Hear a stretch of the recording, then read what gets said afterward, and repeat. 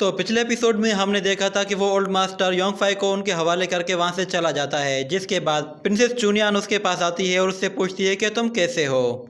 मुझे उम्मीद है कि ओल्ड मास्टर ने तुम्हें ज़्यादा पनिशमेंट नहीं दी होगी। तो योंगफाई कहता है कि वो मुझसे सुबह से किताबें पढ़वाए जा रहे हैं, पता नहीं उन्हें इन किताबों से क्या काम है। जिसके बाद प्रिंसेस वान उनसे कहती है कि क्या तुम लोग ये कोर्ट छोड़कर भागने वाले थे, और क्या तुम प्रिंसेस को भी अपने साथ ले जा रहे थे? जो भी बात है मुझे सच सच बताओ। तो प्रिंसेस की बातें सुनकर वो दोनों एक दूसरे की तरफ पीट करके खड़े हो जाते हैं और प्रिंसेस चुनियान कहती है कि सिस्टर ये कैसी बातें कर रही हैं, आप मेरी इंसल्ट कर रही हैं। आपको लगता है कि मैं इस बेवकूफ़ को अपने साथ ले जाऊंगी? तो योंगफाई भी गुस्से में कहता है कि हाँ, प्रिंसेस को लगता है कि शायद वो दुनिया की सबसे खूबसूरत प्रिंसेस है, बिल्कुल किसी नॉवेल की प्रिंसेस की तरह। तो प्रिंसेस चुनियान उससे कहती है कि तुम्हें तो कभी कोई लड़की मुंह भी नहीं लगाती होगी। तो योंगफाई कहता है कि अच्छा, तो लाइकोंग से पीछा छुड़ाकर कौन भाग रहा था? ये सुनकर प्रिंसेस को गुस्सा आता है, वो उसे मारने की कोशिश करती है मगर फिर छोड़ देती है और उससे कहती है कि तुम्हारे जैसे लड़के पर तो कोई लड़की भरोसा कर भी नहीं सकती। तो ये सुनकर योंगफाई हंसते हुए कहता है कि मैं तुम्हें बता दूं कि मेरी लवर असल में एक फेरी प्रिंसेस है।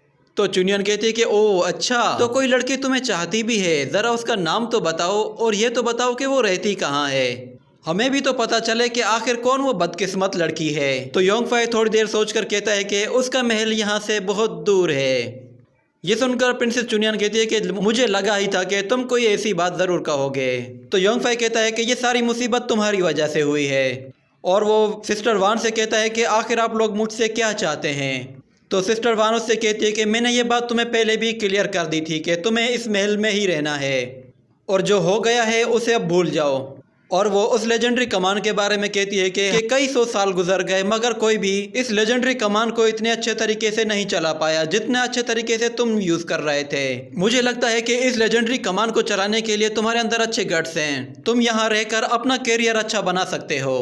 तो प्रिंसेस चुनियान कहती है कि क्या खाक इसका कैरियर अच्छा बनेगा? तो सिस्टर वान कहती है कि कैरियर अच्छा बनाने का मतलब ये है कि ये 10,000 लोगों को कमांड करेगा। ये सुनकर योंगफाई हंसना शुरू हो जाता है। तो सिस्टर वान कहती है कि तुम हंस क्यों रहे हो? तो योंगफाई कहता है कि आप बहुत ही दयालु हैं, मगर मैं आपको बता दूं कि मैं ये जगह छोड़कर यहाँ से दूर जाना चाहता हूँ और अपनी ज़िंदगी खुशी खुशी गुजारना चाहता हूँ। तो सिस्टर वान कहती है कि अगर मैं तुम्हें ना जाने दूँ तो योंगफाई कहता है कि कोई है जो यहाँ से जाना चाहता है और आप उसे नहीं रोक सकती। ये सुनकर सिस्टर वान को बहुत ही गुस्सा आने लगता है, मगर वो कुछ नहीं करती। जिसके बाद हम देखते हैं ओल्ड मास्टर पीछे आ जाता है और डोंग को खींचकर अपने पास ले आता है और उन लोगों से कहता है कि मैं इस ड्रैगन को यहीं पे छोड़ दूंगा, और जब तक मैं इसे नहीं छोड़ता तब तक तुम्हें इसी महल में ही रहना है। तो योंगफाई उसके पीछे जाने की कोशिश करता है, तो वो कहता है अच्छे से सोच लो क्योंकि तुम मेरा मुकाबला नहीं कर सकते। ये सुनकर वो वहीं पर रुक जाता है। जिसके बाद प्रिंसेस कहती है कि तुम घबराओ मत, वो डोंग को कुछ भी नहीं करेगा और मैं खुद उससे बात करूंगी।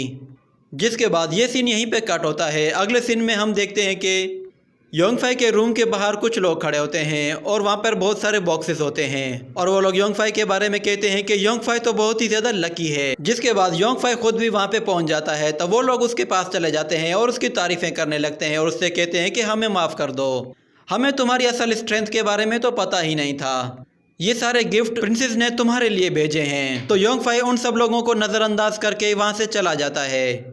जिसके बाद अगले सीन में हम देखते हैं डोंग को, वो अभी भी लाइब्रेरी में होता है और वो ओल्ड मास्टर वहाँ से कोई बुक देख रहा होता है। जिसके बाद वो कहता है कि तुम अभी तक यहीं पर हो। जिसके बाद हमें वहाँ पे सिस्टर वान को दिखाया जाता है, जो कि ओल्ड मास्टर से कहती है कि आपका बहुत बहुत शुक्रिया, आपने मेरी बहुत हेल्प की है, वरना योंगफाई यहाँ पे नहीं रुकने वाला था। और वो उसे ईस्टर्न चू सिटी के बारे में बताने वाली होती है कि वो कहता है बस मैं सब कुछ जानता हूँ, इसलिए अब तुम यहाँ से चले जाओ और मुझे तंग मत करो। जिसके बाद ये सीन यहीं पे कट होता है। अगले सीन में हम योंगफाई को देखते हैं, वो अपने बिस्तर पर लेटा हुआ होता है और वो कहता है प्रिंसेस चुनियान उस ओल्ड मास्टर की बहुत ज़्यादा रेस्पेक्ट करती है, इसलिए मुझे डर लग रहा है कि शायद मैं यहाँ से बाहर नहीं जा पाऊँगा। वो अभी सोच ही रहा होता है कि अचानक से कोई चीज़ बाहर आकर उस दीवार पे लगती है। वो एक चाकू होता है, उस चाकू की नोक पर एक लेटर था। योंगफाई उस लेटर को निकाल के पढ़ता है। जिसके बाद ये सीन यहीं पे कट होता है। अगले सीन में हम देखते हैं कि प्रिंसेस चुआन उस स्टैचू के सामने खड़ी होकर अपने लिए दुआ मांग रही होती है और उस फेरी से कहती है कि आपने हमेशा मेरी मदद की है, बस इस मर्तबा भी मेरी हेल्प कर दीजिए। तो योंगफाई वहाँ पे आ जाता है और कहता है कि भूल जाओ, वो तुम्हारी मदद नहीं कर सकती क्योंकि वो कोई गॉड नहीं है। अगर तुम उसके सामने इस तरह खड़ी होकर प्रेयर करती रहोगी तो शायद हो सकता है कि वो तुम्हारे लिए बेड लक लेकर आए, और अगर तुम चाहो तो तुम उसकी जगह मुझसे हेल्प मांग सकती हो। तो प्रिंसेस चुनियान उससे कहती है कि तुम्हें कैसे पता चलेगा कि मुझे किस चीज़ की ज़रूरत है।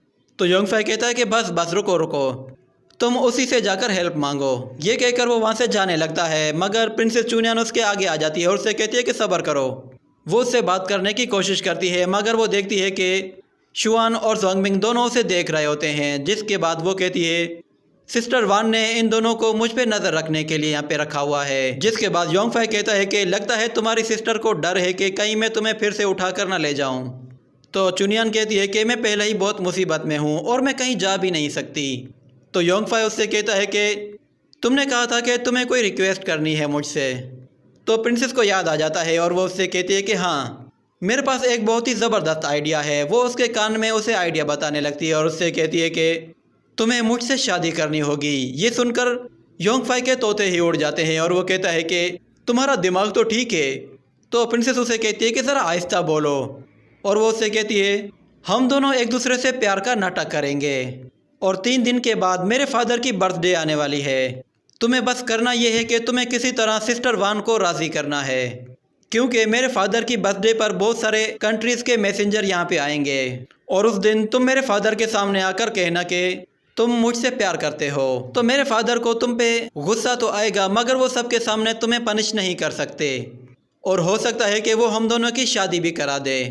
इसमें तुम्हारा भी फ़ायदा होगा और मेरी भी उस लाइकोंग से जान छूट जाएगी। और दूसरी तरफ मैं ओल्ड मास्टर के पास जाकर उससे रिक्वेस्ट करूँगी और उससे वो ड्रैगन वापस ले आऊँगी, और हम लोग यहाँ से निकलकर बहुत दूर चले जाएंगे, और फिर तुम अपने रास्ते चले जाना, मैं अपने रास्ते चले जाऊँगी। तो योंगफाई कहता है कि मुझे ये सिचुएशन सही नहीं लग रही। तो चुनियान कहती है कि अच्छा, तो तुम्हारे पास कोई रास्ता है? इतने में शुआन प्रिंसेस को आवाज़ देती है और उससे कहती है कि अब आपको महल में वापस चले जाना चाहिए।